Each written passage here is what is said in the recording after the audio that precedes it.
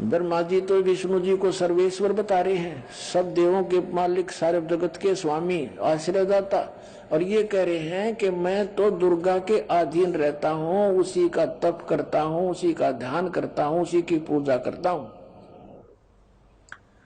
और मेरी जानकारी में, मेरे अध्यात्म ज्ञान में जितना मुझे ज्ञान है, इस दुर्गा से ऊपर कोई भगवान नहीं। ये आ गया अंत श्री विष्णु जी के अध्यात्म ज्ञान का। अब श्री दुर्गा जी क्या कहती है, देवी जी क्या कहती हैं, हिमालय राजा को अपना अध्यात्म ज्ञान बताते समय देखिएगा। 7वां स्कंद और ये 562 पृष्ठ में, ये 562 पृष्ठ में देवी के द्वारा हिमालय को ज्ञानोपदेश और ब्रह्म स्वरूप का वर्णन। पहले तो इसने अपने विषय में कुछ जानकारी दी है, लेकिन वो उसके विषय में कह दिया ये भी कंप्लीट नहीं है। श्री देवी जी कहने लगी, पर्वतराज,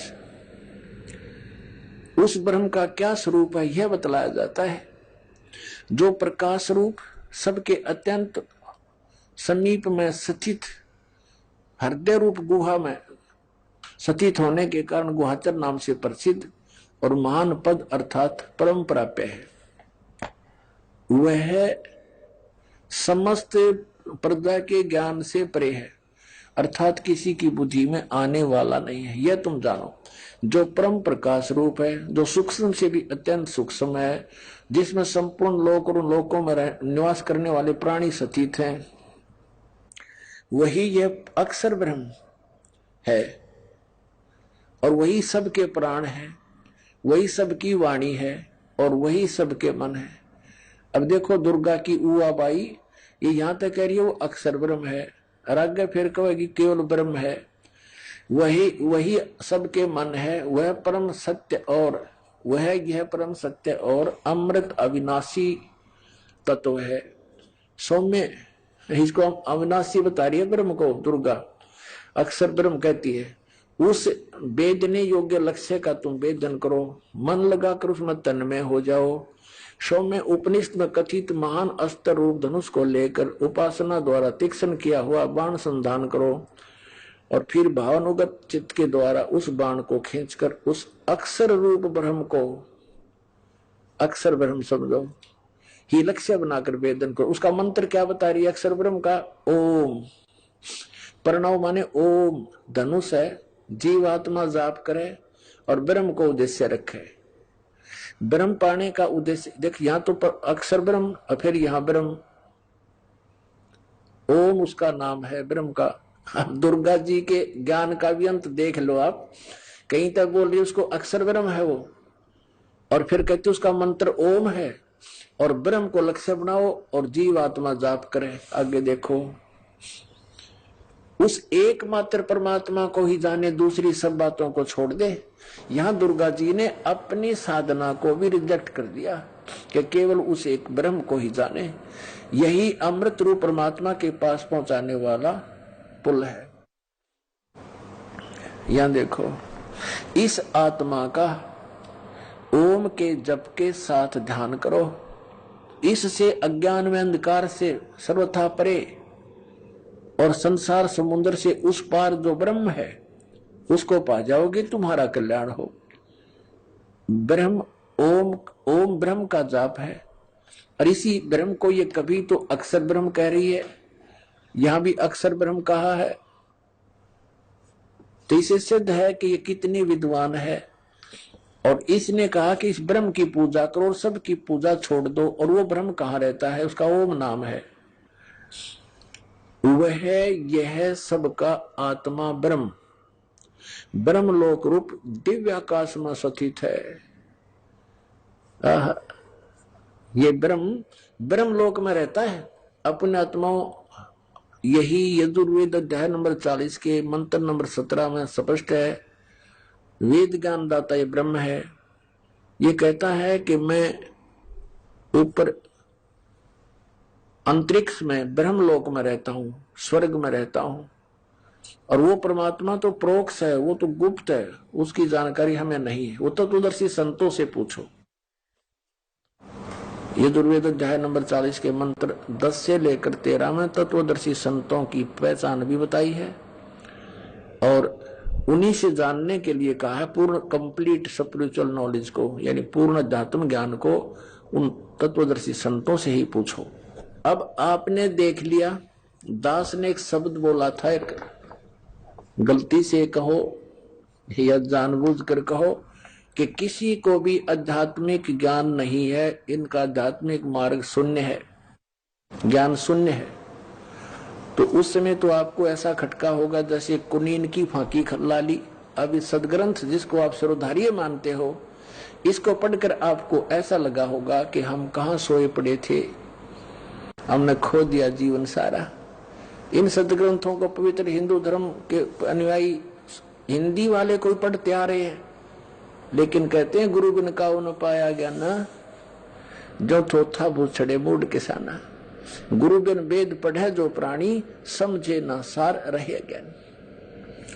अब आगे थोड़ा सा और एक झलक दिखाता हूं इसी पवित्र पुराण पे, छठे स्कंद में। और ये ब्राह्मण लोग, ऋषि लोग, महर्षि कितने विद्वान थे, ये देखिएगा।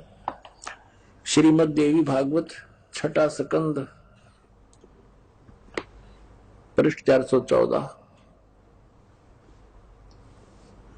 और यहां देखिएगा, जन्मेजय ने पूछा, जन्मेजय ने पूछा महाभाग किस युग में कैसा धर्म का स्वरूप है, इस संपूर्ण विषय को विशेष रूप से बताने की कृपा कीजिए।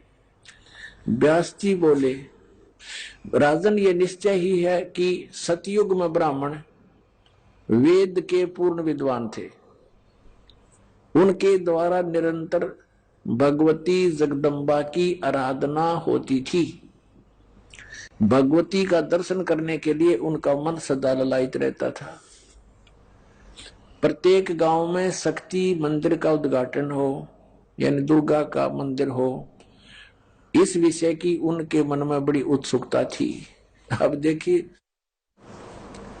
क्या कहा है व्यास जी ने कि सतयुग के ब्राह्मण ऋषि महर्षि जिनको कहते हैं, ये वेद के पूर्ण विद्वान थे और दुर्गा की पूजा करते थे। ये खाक विद्वान थे वेद के।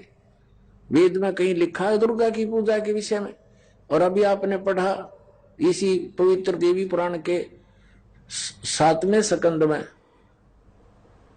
और 562 पृष्ठ पे हिमालय को ज्ञान देते समय दुर्गा खुद कह रही है कि मेरी पूजा भी त्याग दो, केवल एक ब्रह्म की पूजा करो, जैसा इसने नॉलेज है।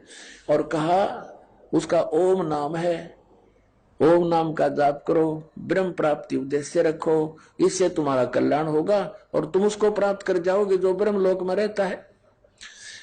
अब इन सतयुग के विद्वानों को दुर्गा के इस स्टेटमेंट ने फेल कर दिया। वो तो कहती है कि ब्रह्म का जाप करो, सब मेरी पूजा भी त्याग दो और सब बातों को छोड़ दो।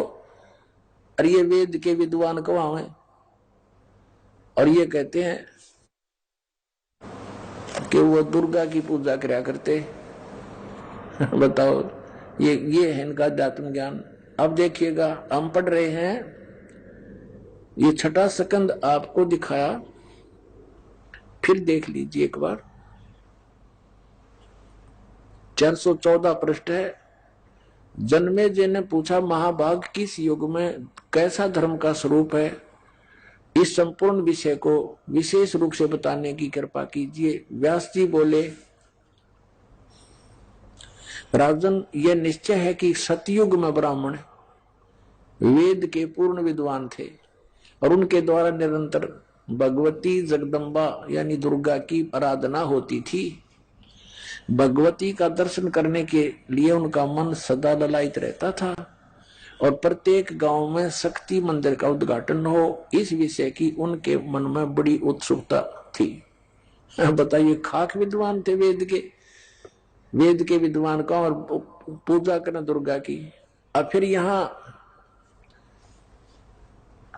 व्यास जी बता रहे हैं कि धर्म की यही स्थिति त्रेता में भी रही, परंतु कुछ ह्रास हो गया।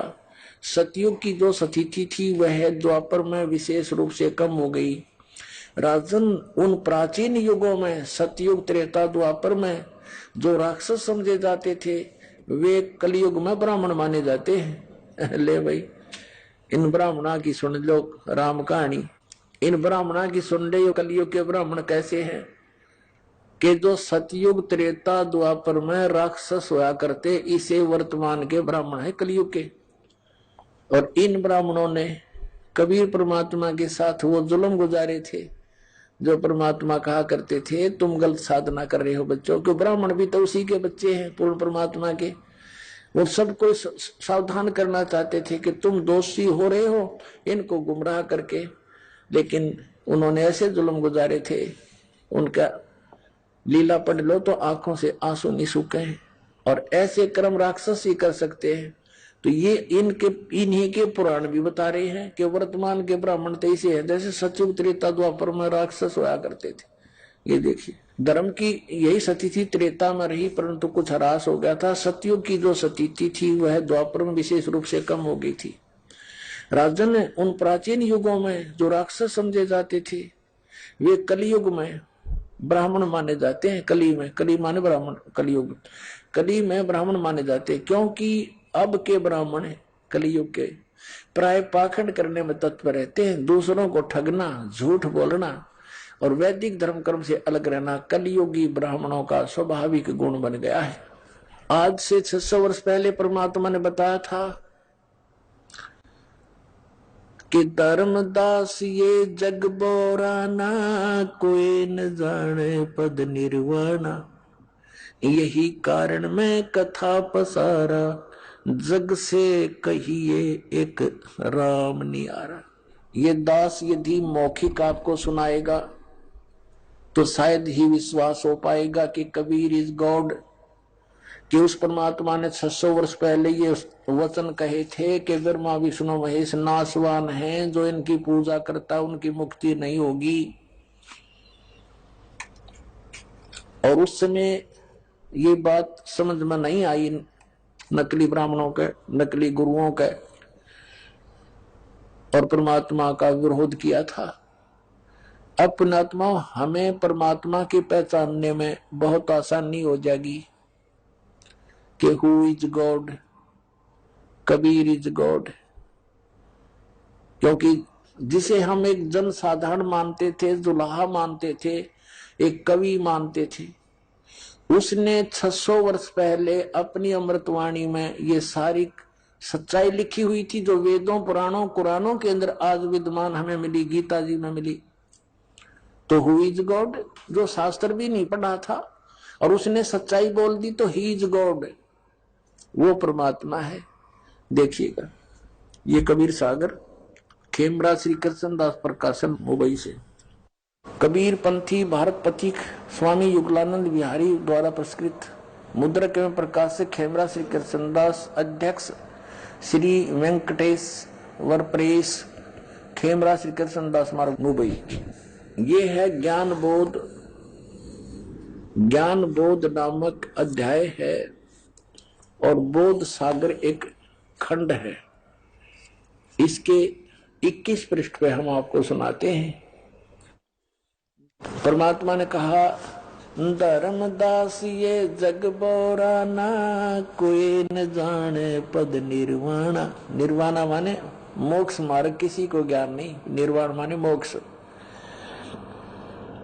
यही कारण मैं कथा पसारा, जग से कहिए राम नियारा। ये मिसप्रिंट कर रखा है इन कबीर पंथियों ने, अज्ञानता के कारण कई अक्षर बदल रखे हैं। ये राम है। यही ज्ञान जग जीव सुनावो, सब जीवों का भरम नसाओ। अब मैं तुमसे कहूं चिताई, तेरे देवन की उत्पत्ति भाई। तेरे तीनों देवताओं का जन्म मृत्यु बताता हूं, कैसे उत्पत्ति हुई ब्रह्मा विष्णु महेश की।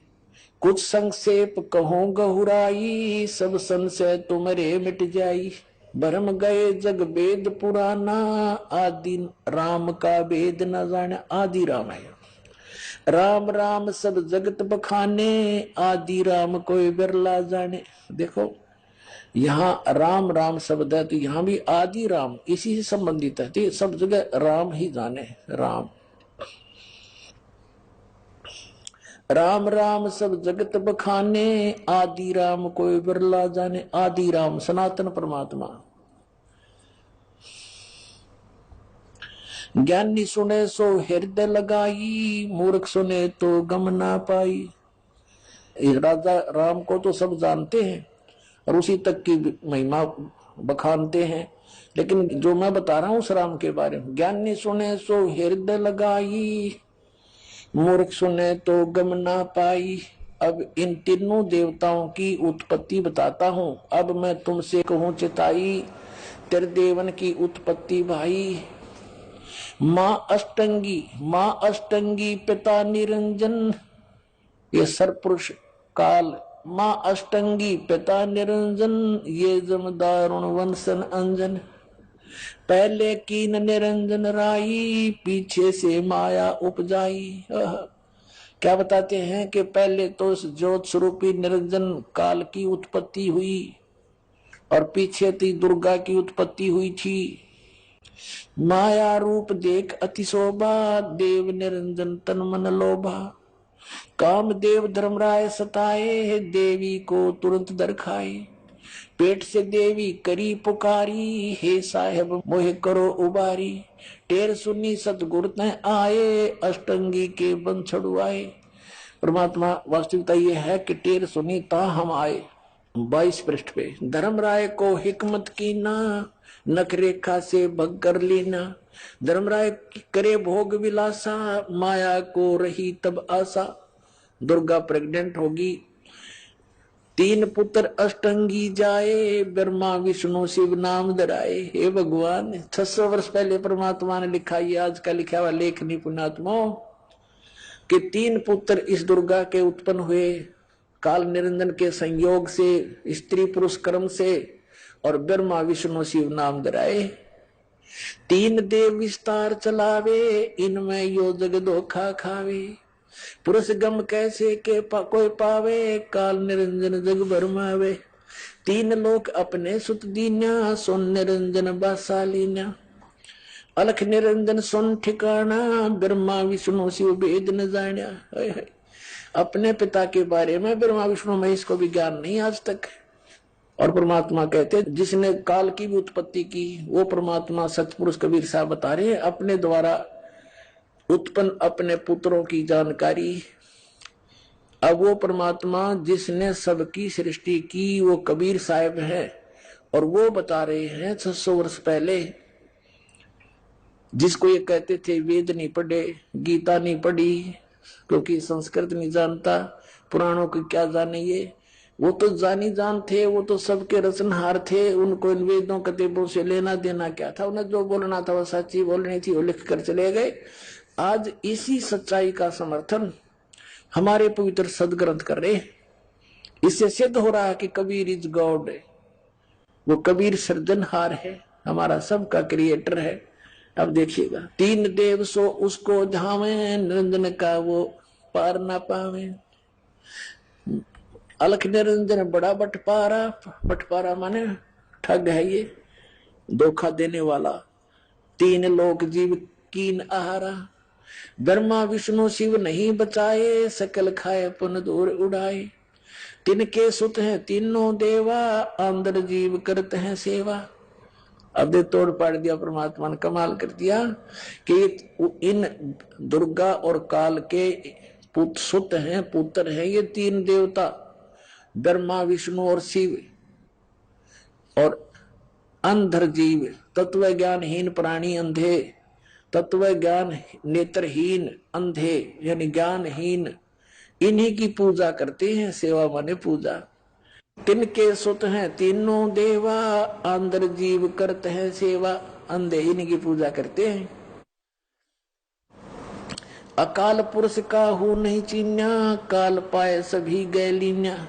ऐसा राम सकल जग जाने, आद राम को ना पहचाने। तीनों देव और असुर अवतारा, ताको भजे सकल संसारा। तीनों गुण का ये विस्तारा, धर्मदास मैं कहूं पुकारा। गुण तीनों की भक्ति में भूल पड़ो संसारी, कह कबीर निज नाम बिन कैसे उतरो पार। पुण्यात्माओं, ये तो आप जी ने परमेश्वर कबीर जी द्वारा लगभग 600 वर्ष पहले बोला यथार्थ ज्ञान उस पवित्र कबीर सागर के अंदर पढ़ा, जो आदरणीय धर्मदास जी ने लिपिबद्ध किया था। अब हम ये देखना चाहेंगे कि यदि ये वचन, यही जानकारी हमारे पवित्र सदग्रंथ पुराणों में मिल जाती है, तो फिर हु इज गॉड, कौन है भगवान और कौन है विद्वान? कबीर इज गॉड और कबीर ही है विद्वान। अब दिखाते हैं आपको। ब्रह्मा विष्णु शिव की उत्पत्ति की थोड़ी सी झलक दिखाते हैं। और ये तीनों नासवान हैं, ये भी दिखाते हैं। ये देखिएगा, श्रीमद् देवी भागवत और गीता प्रेस गोरखपुर से प्रकाशित है। संपादक हनुमान प्रसाद पोदार, चिमनलाल गोस्वामी। प्रकाशक के मुद्रक हैं गीता प्रेस गोरखपुर, गोविंद भवन कार्यालय कोलकाता का संस्थान। ये इनके फोन और फैक्स नंबर है। इसके 123 पृष्ठ पर हम आते हैं। तीसरा स्कंद है और ये चौथा अध्याय चल रहा है। 123 पृष्ठ पे भगवान विष्णु जी अपनी माता दुर्गा की स्तुति कर रहे हैं। तुम शुद्ध स्वरूपा हो, ये सारा संसार तुम इसे उद्भासित हो रहा है। मैं ब्रह्मा और शंकर, हम सभी तुम्हारी कृपा से विद्यमान हैं। हमारा आविर्भाव और तिरोभाव हुआ करता है।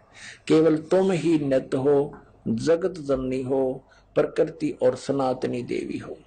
स्पष्ट हो गया। विष्णु जी कह रहे हैं मैं ब्रह्मा और शंकर, हमारा तो आविर्भाव माने जन्म और तिरोभाव माने मृत्यु हुआ करता है। केवल तुम ही नित्य हो, जगत जननी हो। ये भी प्रकृति भी दुर्गा को कहते हैं, ये भी ध्यान रखना, आपको गीता जी में काम आओगे। और सनातनी देवी हो। भगवान शंकर बोले देवी, यदि महाभाग विष्णु तुम्ही से प्रकट हुए हैं तो उनके बाद उत्पन्न होने वाले ब्रह्मा भी तुम्हारे बालक हुए।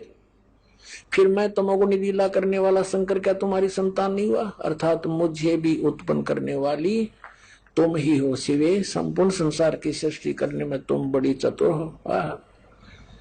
अपने आत्मा, ये तो एक सदग्रंथ तो वन है। वन हमने जितनी जड़ी की जरूरत है वो निकाल लेंगे, औषधि बना लेंगे। बाकी वन का हम क्या करेंगे? ये देखना, वो औषधि निकाल रखिए। इस संसार की सृष्टि, स्थिति और संहार में तुम्हारे गुण सदा समर्थ है। इन्हीं तीनों गुणों से उत्पन्न हम रजगुण ब्रह्मा, सतगुण विष्णु, तमगुण शिव जी, ब्रह्मा विष्णु शंकर नियमानुसार कार्य में तत्पर रहते हैं। अपने आत्माओं, इस पवित्र देवी पुराण के इस थोड़े से विवरण में कितने कंसेप्ट क्लियर कर दिए? 5। नंबर 1 तो ये हो गया कि ब्रह्मा विष्णु महेश नाशवान है। दूसरा ये हो गया कि इनकी जन्म मृत्यु होती है। तीसरा ये हो गया कि दुर्गा इनकी माता है। और चौथा ये हो गया कि प्रकृति भी दुर्गा को कहते हैं। और 5वां ये हो गया कि रजगुण ब्रह्मा, सतगुण विष्णु, तमगुण शिव जी। और 6ठा ये हो गया कि ये केवल नियमित कार्य ही कर सकते हैं। जिसका जैसा कर्म है उतना ही दे सकते, उसमें कोई परिवर्तन नहीं कर सकते, ना घटा सकते ना बढ़ा सकते। तो ये 5 कंसेप्ट क्लियर हो गए। चाहे न 6 कह लो, क्योंकि दुर्गा इनकी माता है, इनका जन्म मृत्यु होता है। और ये अविनाशी नहीं, जन्म मृत्यु होता है तो अविनाशी भी नहीं है, तो इसको हम एक ही गिन लेते हैं। तो ये 5 कंसेप्ट क्लियर हो गए थोड़े से विवरण में। अरे 5500 वर्ष हो गए इनको कागज पे लिखे हुए को, इन सदग्रंथों को। और आज तक ये हमारे धार्मिक गुरु कख नहीं बता सके। हमारे उवाबाई भक्ते श्री कृष्ण जी अखिल ब्रह्मांड के स्वामी हैं, अखिल ब्रह्मांड के नायक हैं। श्री कृष्ण स्वयं भगवान है, इसके अतिरिक्त कोई भगवान ही नहीं है। इन्हें कख का पता है? हुआ भाई बक रहे हैं, दुनिया को मूर्ख बना दिया, काल के मुंह में फंसा दिया, सब भूत बनवा दिए, शास्त्र विरुद्ध साधना करवा के। अब और डिटेल दिखाते हैं कि इनका पिता कौन है। माँ का तो बेड़ा पट गया पवित्र दुर्गा पुराण में, देवी पुराण में। अब संक्षिप्त शिव पुराण दिखाते हैं आपको। गीता प्रेस गोरखपुर से प्रकाशित, संपादक हनुमान प्रसाद पोदार, ये वहीं से गीता प्रेस गोरखपुर से प्रकाशित व मुद्रित है। गोविंद वन कार्यालय कोलकाता का संस्थान गोरखपुर। अब इसके आपको 98वें पृष्ठ से शुरू कराते हैं। ये 98वें पृष्ठ संक्षिप्त शिव पुराण, इसके लास्ट से लेंगे थोड़ा सा, इससे आगे लिंक बन जाता है, इसका क्रम बन जाता है। अपने पुत्र नारद की यह बात सुनकर लोक पितामह ब्रह्मा वहां इस प्रकार बोले। 5वां अध्याय समाप्त हुआ। रुद्र संहिता, ये रुद्र संहिता है। ब्रह्मा जी ने कहा, ब्रह्मन देव श्रोमणे, तुम सदा समस्त जगत के उपकार में लगे रहते हो। तुमने लोगों के हित की कामना से यह उत्तम बात पूछी है, जिसमें चराचर जगत नष्ट हो गया था, सर्वत्र केवल अंधकार ही अंधकार था, कुछ भी नहीं था। उस समय तत् सद ब्रह्म, इस श्रुति में जो सत्य सुना जाता है एकमात्र वही शेष था। अब ये हमने 99वें पृष्ठ पे पढ़ा, रुद्र संहिता का 5वां अध्याय, 6वां अध्याय पढ़ रहे हैं संक्षिप्त शिव पुराण। अब 100 पर पढ़ेंगे। ब्रह्मा जी क्या कह रहे हैं, जिस परब्रह्म के विषय में ज्ञान और अज्ञान से पूर्ण उक्तियों द्वारा इस प्रकार विकल्प किए जाते हैं। ब्रह्मा जी कहे है, कुछ ज्ञान कुछ अज्ञान से विकल्प किए जाते हैं। उसने कुछ काल के बाद द्वितीय की इच्छा प्रकट की, उसके भीतर एक से अनेक होने का संकल्प उदित हुआ। उस निराकार परमात्मा ने अपनी लीला शक्ति से अपने लिए मूर्ति की कल्पना की, जो मूर्ति रहित परम ब्रह्म है। उसकी मूर्ति ये सदाशिव है, भगवान सदाशिव है। अर्वाचीन और प्राचीन विद्वान उन्हीं को ईश्वर कहते हैं। उस समय एकाकी रहकर स्वेच्छानुसार विहार करने वाले उन सदाशिव ने अपने विग्रह से स्वयं ही एक स्वरूप भूता शक्ति की सृष्टि की। अभी क्या था ना, कुछ ज्ञान और कुछ अज्ञान सुनाऊंगा, ऐसे सुना जाता। पूर्ण परमात्मा कबीर साहब कहते हैं, हम ब्रह्मा को मिले आकर के, ब्रह्मा को समझाया, ज्ञान इसने जानते सुना, इसने मेरे को गुरु भी धारण किया। फिर दूसरी बार जब ये गए परमात्मा इनको आगे मंत्र देने के लिए, पीछे से काल ने इनकी बुद्धि फेर दी और कहा, ये सब झूठ बोलता है, ये सब झूठा है, इसकी बातों में मत आना। दूसरी बार परमात्मा गए, ब्रह्मा जी ने मैं तो नहीं दिया उनको, अनदेखा किया उनकी बातों को और कहा कि नहीं, हमें जो ज्ञान है वो सही है, आप यथार्थ ज्ञान से परिचित नहीं है। लेकिन फिर भी परमात्मा से सुने उस ज्ञान को कुछ आधार बनाया इसने, निराकार आकार में होया, सदाशिव बन गया। उसने अपने ही अंग से एक स्त्री की उत्पत्ति की, दुर्गा की, जो उसके श्रीअंग से कभी अलग होने वाली नहीं थी। और वास्तविकता ये आपने सृष्टि रचना में दास ने बहुत बार सुनाई है, आने वाले समय में सुनाएंगे कि इस काल ने दुर्गा को खा लिया था, बुरी नजर की थी इसने, दुर्गा ने सूक्ष्म रूप बनाया था, इसके पेट में चली गई थी और परमेश्वर ने ही इसके शरीर से बाहर निकाल ली थी। ये प्रकृति दुर्गा यहाँ अज्ञान पूर्ण बातें कर रहा है ब्रह्मा जी, क्योंकि इनको ज्ञान नहीं था कंप्लीट। परमात्मा से सुने हुए ज्ञान को भी अड़ंगा करके पेश कर दिया। अब देखो, उस समय एकाकी रहकर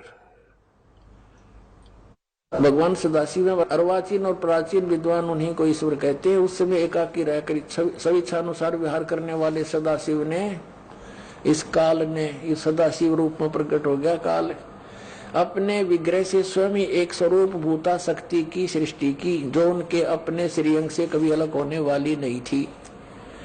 ये इसने अड़ंगा डाल रखे यहाँ पर। उस पराशक्ति को प्रधान प्रकृति गुणवती माया, उसको प्रधान भी कहते हैं, प्रकृति भी कहते हैं। बुद्धि तत्व की जननी विकार रहित बताया है, वह शक्ति अंबिका भी कही गई है। उसी को प्रकृति जोड़ देकर कहा प्रकृति। और सर्वेश्वरी त्रिदेव जननी ब्रह्मा विष्णु महेश की माता, जन्म देने वाली, नित्य और मूल कारण भी कहते हैं। सदाशिव द्वारा प्रकट की गई उस शक्ति के 8 भुजाएं हैं, नाना प्रकार के आभूषण उसके श्री अंगों की शोभा बढ़ाते हैं। वह देवी नाना प्रकार की गतियों से संपन्न है और अनेक प्रकार के अस्त्र शस्त्र धारण करती है। हो गया ना, उसके 8 भुजाएं हैं, सीधा दुर्गा है ये। एकाएकनी होकर भी वह माया संयोग वसात अनेक हो जाती है। वे जो सदाशिव हैं उन्हें परम पुरुष ईश्वर शिव शंभु और महेश्वर कहते हैं। अब हम रुद्र संहिता पढ़ रहे हैं और 6ठा अध्याय 101 पृष्ठ पर आ गए हैं। वे अपने सारे अंगों पर भस्म रमाए रहते हैं। उन काल रूपी ब्रह्म ने एक ही समय शक्ति के साथ, ये नाथ गलत प्रिंट है, शक्ति यानी दुर्गा के साथ शिवलोक नामक अक्षेत्र का निर्माण किया था। उस उत्तम अक्षेत्र को काशी कहते हैं।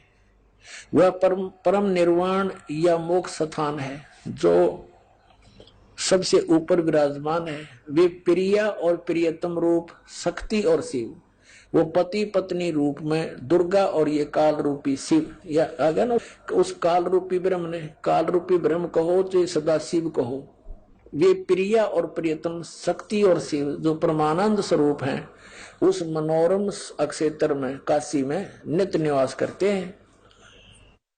मुने शिव और शिवा ने प्रलय काल में भी, यानी दुर्गा और इस काल रूपी ब्रह्म ने, काल ने उस अक्षेत्र को अपने सानिध्य से मुक्त नहीं किया, कभी भी मुक्त नहीं किया, वहीं रहते हैं। देवर से एक समय उस आनंद वन में रमण करते हुए शिवा और शिव के मन में यह इच्छा हुई कि किसी दूसरे पुरुष की सृष्टि करनी चाहिए, जिस पर यह सृष्टि संचालन का महान भार रखकर हम दोनों केवल काशी में रहकर सब इच्छा अनुसार विचरें और निर्वाण धारण करें। ऐसा निश्चय करके शक्ति सहित सर्वव्यापी परमेश्वर शिव ने अपने वाम भाग के 10वें अंग पर अमृत मल दिया। फिर तो वहां से एक पुरुष प्रकट हुआ। इन्होंने, काल ने और दुर्गा ने अपना स्त्री पुरुष कर्म किया, ग्रस्त कर्म किया, उससे एक पुरुष प्रकट हुआ, उसका नाम कह दिया, एक पुत्र उत्पन्न हुआ। 102 पृष्ठ पे देखो, 102 पृष्ठ पे ये संक्षिप्त शिव पुराण हम पढ़ रहे हैं। शिव ने कहा, जो बच्चा उत्पन्न हुआ उसको, उसके बारे में कहा, वत्स व्यापक होने के कारण तुम्हारा विष्णु नाम विख्यात हुआ। इति सिद्धम के दुर्गा और काल के संयोग से, पति पत्नी व्यवहार से विष्णु की उत्पत्ति हुई। अब सिद्ध हो गया विष्णु की माता दुर्गा और पिता ये सदाशिव काल रूपी ब्रह्म, ये काल है, ज्योति निरंजन है। अब ब्रह्मा के माता पिता, नेक्स्ट ये तो 6ठा अध्याय समाप्त हुआ। देखिए अब ये हमने पढ़ा, तेरा विष्णु नाम विख्यात हुआ, 6ठा अध्याय समाप्त हुआ। 7वें अध्याय में रुद्र संहिता और पृष्ठ नंबर 103 पे अब ब्रह्मा जी कहते हैं, देवर से तत्पश्चात कल्याणकारी परमेश्वर सांब सदाशिव ने, इस काल ने पूर्ववत प्रयत्न करके, जैसे विष्णु उत्पन्न किया था दुर्गा से संयोग से, अपने दाहिने अंग से मुझे उत्पन्न किया। अपने आत्मा। अब यहां ये अनुवाद करता शर्मा गया कि शिव से शिव की उत्पत्ति कैसी लिखूं, तो यहां तक टाल बटोल कर गया। कहते हैं परमात्मा कहते हैं, चोर चोरावा तुमबड़ी गड्ढे पानी में, वो गड्ढे हुआ ऊपर आवा, सच्चाई छनी ना। किसी चोर ने किसी दूसरे का तुम्बा चुरा लिया, सूखा, एक फुटबॉल जैसा हुआ करे, इतना लंबा, ये समझ लो सीताफल जैसा, पेठे जैसा, और वो सूखने के बाद बिल्कुल खाली हो जाता अंदर से। साधु लोग उसको एक तारा भी बनाते थे, उसमें जल भी रखते थे, और वो चोर छुपाने के लिए जल में बढ़ गया और वो नीचे छोड़ आवे। वो बाहर आगे बैठे, इतने थोड़ी देर में ऊपर आके नून चमक जा, वो फिर दबा का आवे, वो थोड़ी सी देर में आके ऊपर फिर वो नो दिखा कि तेज ऊपर निकला। तो कहते हैं इन्होंने इस सच्चाई को छुपाने की पूरी कुचेष्टा की, लेकिन ये छुपा नहीं सके। अब देखो यही शिव पुराण आपको दिखाते हैं। प्रश्न नंबर 24 पे एक बार श्री ब्रह्मा जी और श्री विष्णु जी का झगड़ा हो गया इस बात पे। ब्रह्मा जी कहने लगा मैं तेरा बाप हूं, तू मेरे से उत्पन्न हुआ है, मैंने सारे जगत की रचना की है।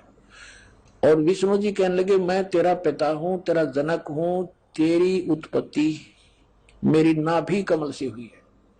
इस बात पर दोनों का काफी युद्ध हो गया। इस काल रूपी ब्रह्म ने, इनके पिता ने, ये गुप्त रहता है, इसने प्रतिज्ञा कर रखी है मैं कभी किसी के समक्ष नहीं आऊंगा, अपने ओरिजिनल रूप में, ओरिजिनल वास्तविक रूप में है। ये कभी जैसे कहीं पर जैसे ब्रह्मा विष्णु का आपस में विवाद हुआ तो शिव रूप में आ गया, कहीं पर विष्णु और शिव का विवाद होता है तो ये ब्रह्मा के रूप में खड़ा हो जाता है। तो ये समझे नहीं पाए कौन है ये, के सांग है। तो अपरमात्मा ना के बताए इसके सारे षड्यंत्र का बांडा फोड़ कर दिया। अब क्या हुआ, ये काल आके खड़ा हो गया। पहले इसने सतम पिल्लर डाल दिया बीच में, जिसको लिंग बोलते हैं, तेजों में लिंग खड़ा कर दिया, पिल्लर बहुत बड़ा। तो दोनों युद्ध करना बंद करके ब्रह्मा और विष्णु जी आश्चर्य में पड़ गए कि इतना लंबा कहां से आ गया अचानक। फिर उसको कोई ऊपर न एक नीचे न इसमें ढूंढने लगे। लंबी कथा है, हम सोल्व करेंगे भी। तो उसी समय ये काल आ गया वहां पर शिव रूप में, इन दोनों को समझा कि तुम भगवान नहीं हो और तुम अपने आप को भगवान मान बैठे। तो फिर इन्होंने प्रश्नोत्तरी की, वो आगे दिखाते हैं। हम अपने मतलब की वस्तु लेते हैं। ये है 24 पृष्ठ श्री विष्णु पुराण और विद्वेश्वर संहिता। और इसमें ये ब्रह्मा और विष्णु का युद्ध हुआ, इनके बीच में ये सतम खड़ा कर दिया। इसके बाद फिर काल जब ब्रह्मा आ गया इनके सामने शिव रूप में, इनकी वार्ता हुई। ब्रह्मा और विष्णु ने पूछा प्रभु सृष्टि आदि 5 कृत्यों के लक्षण क्या है, यह हम दोनों को बताइए। भगवान शिव बोले मेरे कृत्यों को समझना अत्यंत गहन है, तथापि मैं कृपा पूर्वक उन्हें उनके विषय में बता रहा हूं। ये सारा कुछ हम अपने मतलब की बात लेंगे। ये आपने पढ़ा 25 पृष्ठ पे विद्वेश्वर संहिता, संक्षिप्त शिव पुराण 26 पृष्ठ पे। अब यहां हम आ जाते हैं। अब ये काल कह रहा है ब्रह्मा और विष्णु को, पुत्रों तुम दोनों ने तपस्या करके प्रसन्न हुए मुझ परमेश्वर से सृष्टि और सतिथि नामक 2 कृत्य प्राप्त किए। अब स्पष्ट है ये बोलने वाला तीसरा है कोई। वो कह रहा है कि पुत्रों, ब्रह्मा और विष्णु को कह रहा है पुत्रों तुमने स्वयं अपनी तपस्या करके मुझसे ये 2 जॉब प्राप्त की है, 2 पोस्ट प्राप्त की है। कौन सी? सृष्टि और सतिथि की। अब आगे देखो, 2 कृत्य प्राप्त किए, सृष्टि और सतिथि नामक। पुत्रों तुम दोनों ने तपस्या करके प्रसन्न हुए मुझ परमेश्वर से सृष्टि और सतिथि नामक 2 कृत्य प्राप्त किए हैं। ये दोनों तुम्हें बड़े प्रिय हैं। इसी प्रकार मेरी विभूति स्वरूप यानी मेरी ही शकल के रुद्र और महेश्वर ने, ये मैं नहीं है, ने 2 अत्यंत कृत सहार और तिरोभाव मुझ से प्राप्त किए हैं। अब जो दास कंसेप्ट क्लियर करना चाहता था वो ये हो गया कि ये 4 और हैं, ये बोलने वाला 5वां है। महेश्वर, रुद्र, ब्रह्मा और विष्णु, इनका पिता है यो काल, यो 5वां न्यारा है। इति सिद्धम कि ब्रह्मा विष्णु महेश के पिताजी कौन है? काल रूपी ब्रह्म। अपने आत्माओं 600 वर्ष पहले भगवान कबीर साहब ने कहा था, अब मैं तुमसे कहूं चिताई त्रिदेवन की उत्पत्ति भाई, मां अष्टंगी पिता निरंजन ये जमदारुण वंशन अंजन। पहले की निरंजन राई, पीछे से माया उपजाई। माया रूप देख अति शोभा, देव निरंजन तन मन लोभा। अब बताते हैं, निरंजन की ने भोग विलासा, माया को रही तब आशा। तीन पुत्र अष्टंगी जाए, ब्रह्मा विष्णु शिव नाम धराए। कति सिंपल लैंग्वेज में मालिक ने ये सूक्ष्म वेद में बता रखा है। गुण तीनों की भक्ति में ये भूल पड़ो संसारी, कहे कबीर निज नाम बिना कैसे उतरो पारे। तीन देव की जो करते भक्ति, उनकी कदे ना हो मुक्ति।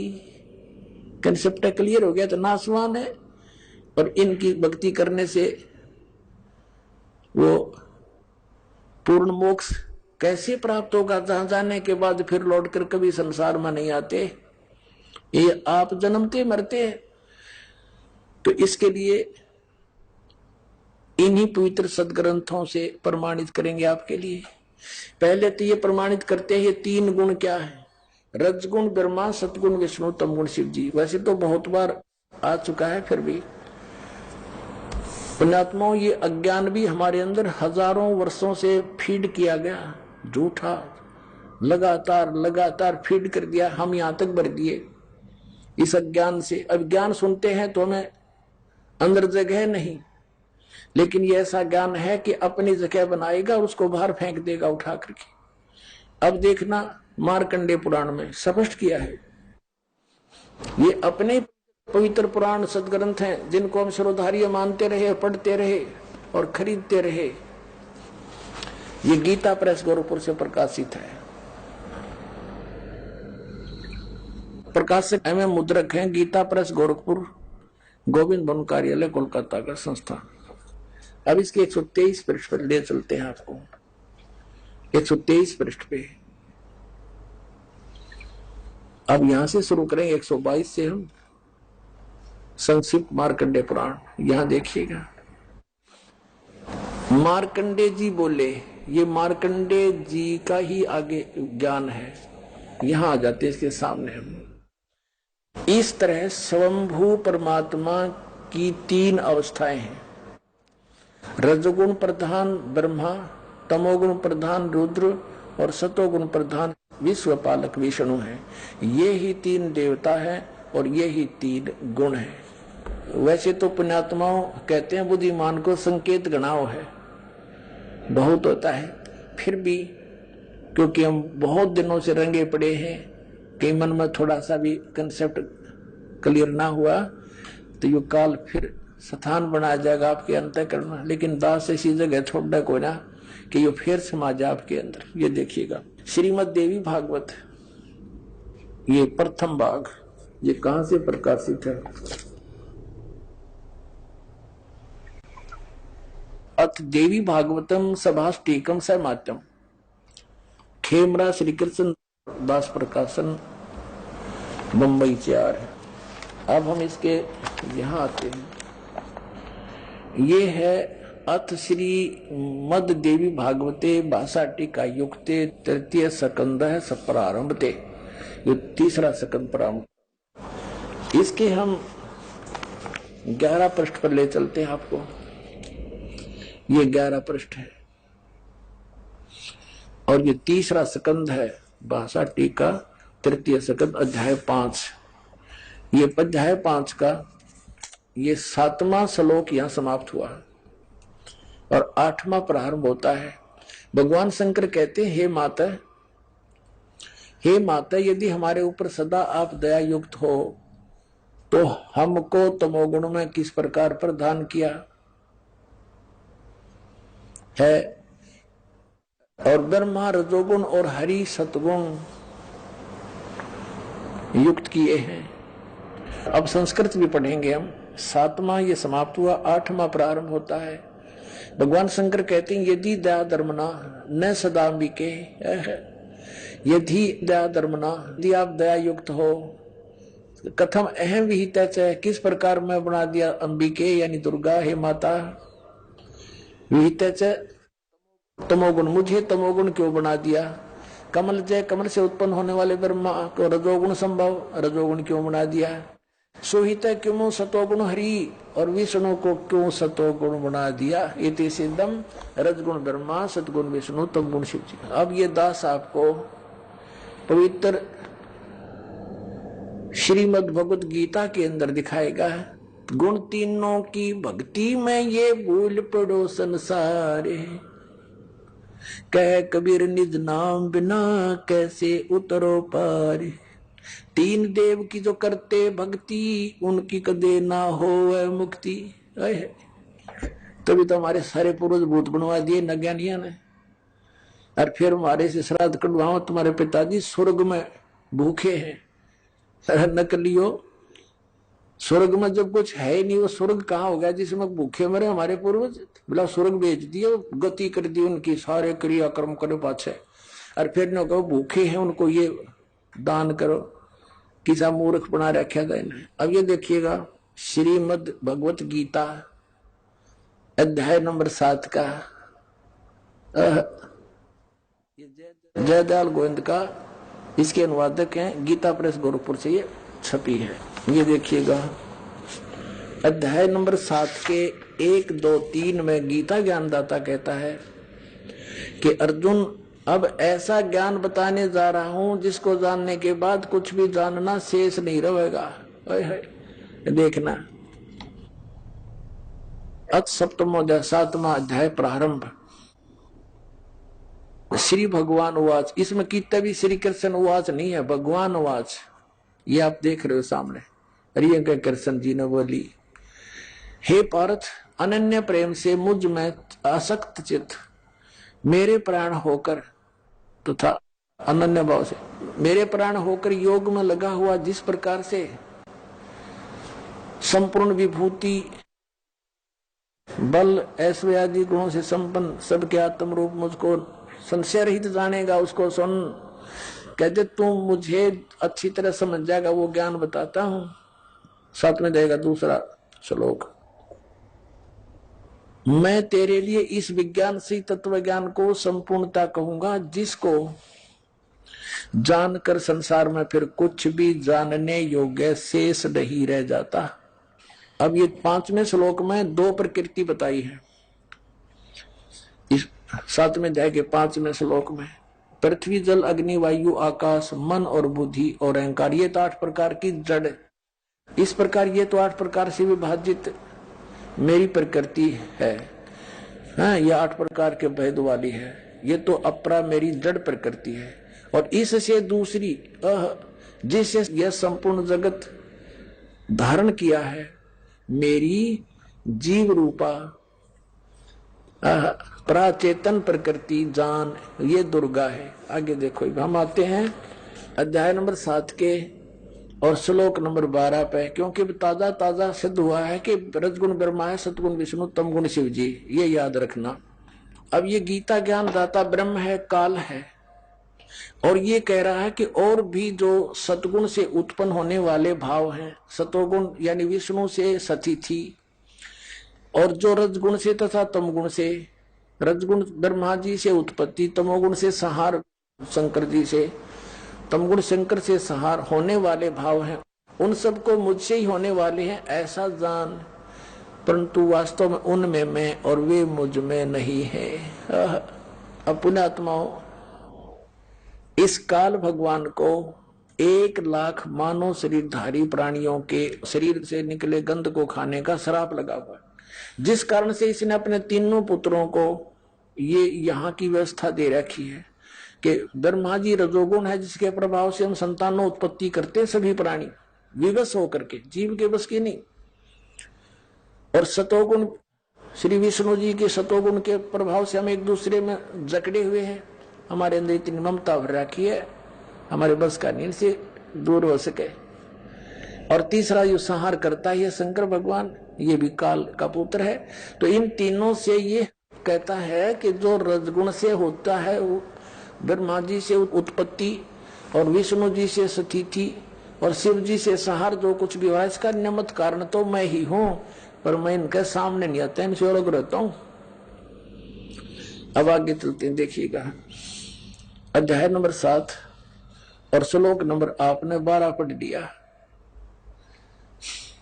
और भी जो सतोगुण से उत्पन्न होने वाले भाव हैं, यानी सचिथि, और रजोगुण जो ब्रह्मा से सृष्टि उत्पत्ति, और तमोगुण शंकर से जो संहार होता है, उन सब को मुझसे ही होने वाले हैं ऐसा ही जान।